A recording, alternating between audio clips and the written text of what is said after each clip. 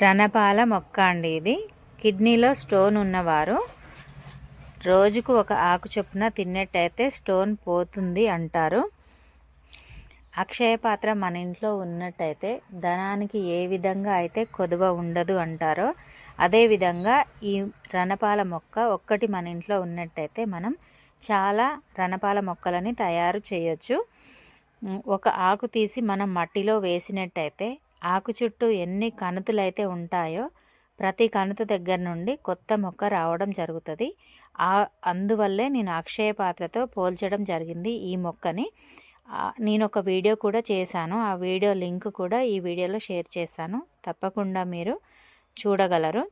Roots ఉన్నాయి కాబట్టి ఈ మొక్క కూడా తప్పకుండా బ్రతుకుతుంది. మా ఫ్రెండ్ అడిగింది అని చెప్పేసి తన కోసం ఈ మొక్కనైతే తీసి ఇస్తున్నాను.